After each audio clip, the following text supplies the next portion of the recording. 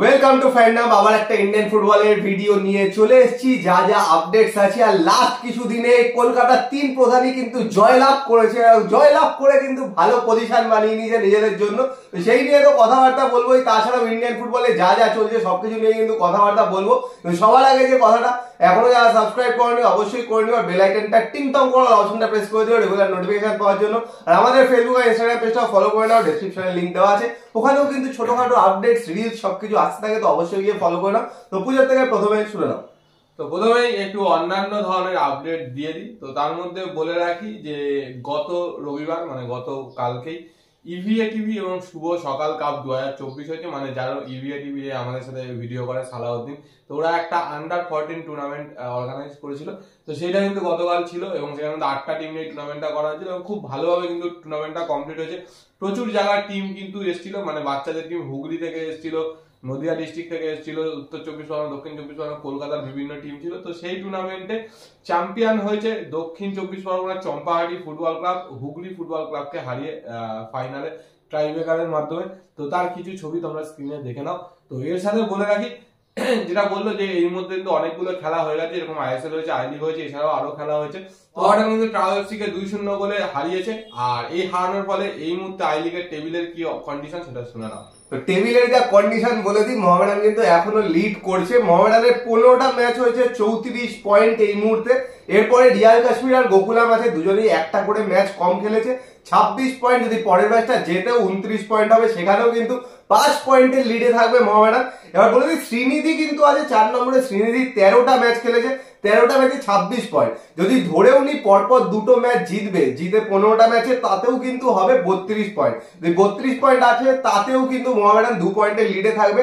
আর গোল ডিফারেন্সের দিক থেকেও কিন্তু মোহামেডান এগিয়ে আছে, কারণ মোহামেডানের গোল ডিফারেন্স 17, বাকিদের 16 এবং 15। তো মোহামেডান কিন্তু ভালো লিড ধরে নিয়েছে, 15টা ম্যাচ হয়ে গেছে। মানে মোহামেডানের কিন্তু আর 9টা ম্যাচ বাকি। এই 9টা ম্যাচে কনসিস্টেন্ট পারফরমেন্স কিন্তু রাখতে পারলে এই বছর চ্যাম্পিয়ন হতে পারবে।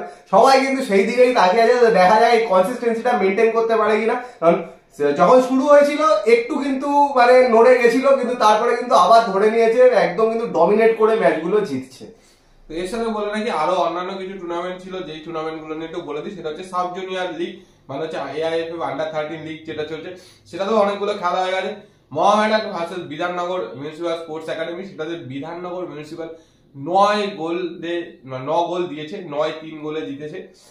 ইউনাইটেড স্পোর্টস এবং ইস্ট বেঙ্গল ক্লাব, এই খেলাটাও ছিল, সেখানে কিন্তু ইস্ট বেঙ্গল ক্লাব 3-2 গোলে ইউনাইটেড স্পোর্টস কে হারিয়েছে।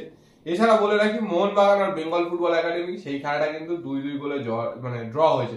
তো এগুলো ছিল সাব জুনিয়র। আর এই মুহূর্তে কিন্তু এআইএফএফ এর আন্ডার 17 লিগটা কিন্তু বন্ধ রয়েছে, কয়েকদিন বাদে কিন্তু সেটার ফাইনাল রাউন্ড শুরু হবে। তার সাথে কিন্তু রিলায়েন্স ফাউন্ডেশন ডেভেলপমেন্টাল লিগ, যেটা আন্ডার 21 লিগ হয়, তো সেটাও কিন্তু শুরু হবে। এবার ইস্ট বেঙ্গলের কথায় চলে আসি। ইস্ট বেঙ্গলের নতুন আরেকজন বিদেশি কবে আসবে সবাই করে যাচ্ছে, চলে আসবে, এসে খেলতেও শুরু করবে। তো দেখতে থাকবে, এই সপ্তাহের মধ্যেই কিন্তু আসার কথা, আর আসলেই কিন্তু জয়েন করে দেবে। আর বাকি পূজার থেকে শুনে নাও।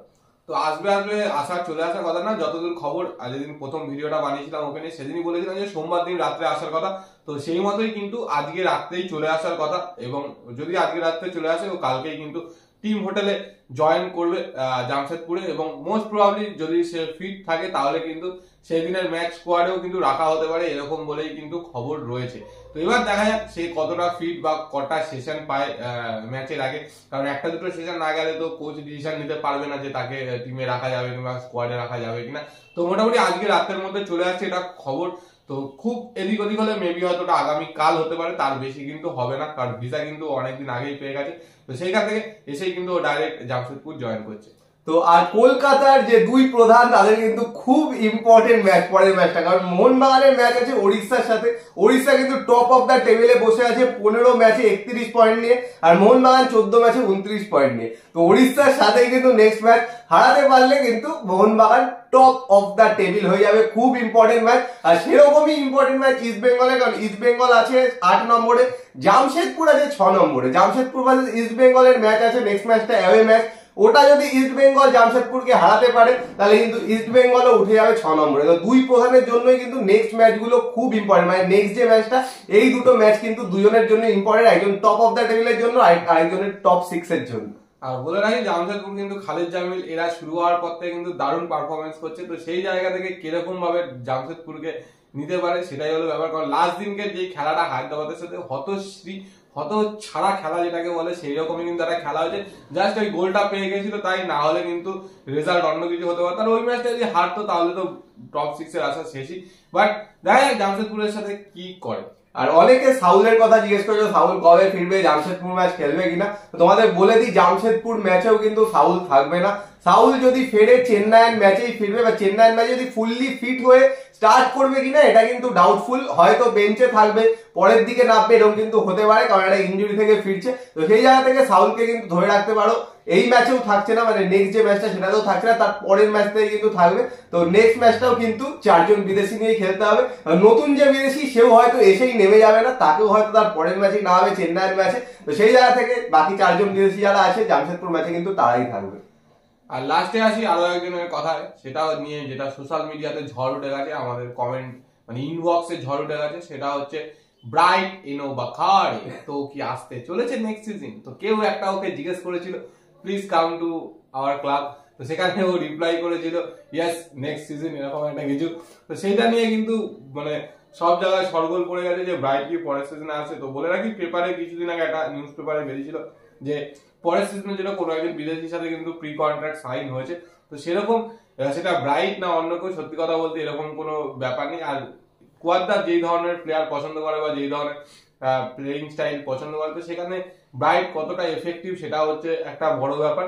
তো আমি জানি না যে ব্রাইটের সাথে কোনো সম্ভাবনা আছে কিনা বা এখনো অব্দি কোনো রকম কোনো যোগাযোগ হয়েছে কিনা। এটা ছাড়াও আরেকটা চাঞ্চল্যকর খবর বেরিয়েছে যে অ্যান্ড্রে ভিলাস বস নাকি আসছে ইন্ডিয়াতে, নাকি মোহনবাগানের কোচ হয়ে নেক্সট সিজনে। তো এটারও কিন্তু সত্যতা আমাদের যাচাই করা নেই, এগুলো চারিদিকে অনেক বেরোয়। এই ব্রাইট কিন্তু এর আগেও অনেকবার এরকম রিপ্লাই করেছে যে ক্লাবকে বলো আমার কন্ট্রাক্ট দিতে, আমি আসতে চাই, এসব কিন্তু অনেকবারই কমেন্ট করে। ও মানে মোটামুটি যারা কমেন্ট করে সবাই রিপ্লাই করে, ওই জন্য কনফিউশন ক্রিয়েট হয়ে যায়। আর অ্যান্ড্রে ভিলাস বস আসছে কিনা সেটাও কিন্তু আমরা জানি না। এরকম একটা ওয়াইল্ড রুমার বেরিয়েছে যে হাবাসকে নাকি পরের সিজনে সরিয়ে দেবে, সরিয়ে নাকি অ্যান্ড্রে ভিলাস বসকে নিয়ে আসবে, যে কিন্তু চেলসি টটনহ্যামের মতো টিমকে একসময় ম্যানেজ করেছে। তো দেখা যাক, আমার তো মনে হয় না এটা হতে পারে, কারণ হাবাস কিন্তু যথেষ্ট দেখো ফিরে এসছে, এসেই কিন্তু কনসিস্টেন্ট পারফরমেন্স দিয়ে যাচ্ছে। তো সেই জায়গা থেকে দেখা যাক। আর হাওয়াসের সাথে কিন্তু আপাতত যে ইনিশিয়াল কন্ট্রাক্টটা সেটা কিন্তু এই মানে সিজনের এন্ড অবধি, তো তারপরে চাইলে কিন্তু কোচ চেঞ্জ করতেই পারে। তো করতেই পারে, কিন্তু করবে কিনা এটা কিন্তু যথেষ্ট ডাউটফুল। তো যা যা আপডেট ছিল পুরো দিয়ে দিলাম। ব্রাইটকে নিয়ে তোমাদের প্রশ্ন, সাউলকে নিয়ে প্রশ্ন, নতুন বিদেশিকে নিয়ে প্রশ্ন, অ্যান্ড্রে ভিলাস বসের এরকম ওয়াইল্ড রুমার নিয়ে প্রশ্ন, সব ক্লিয়ার করে দিলাম। তোমাদের কি বক্তব্য? 2 প্রধান না কিন্তু 3 প্রধানেরও, কারণ মোহামেডানও কিন্তু খুব ভালো জায়গায় আছে। পরের সিজনে 3 প্রধানকে আমরা দেখতে চাই আসলে। কমেন্ট বক্সে কমেন্ট করে জানাও। আর ভিডিওটা পছন্দ হলে লাইক করে দিও, শেয়ার করে দিও, আর চ্যানেলটা অবশ্যই সাবস্ক্রাইব করে দিও, আর বেল আইকনটা টিং টক করে দাও রেগুলার নোটিফিকেশন পাওয়ার জন্য। তো চলো আমাদের জন্য টাটা।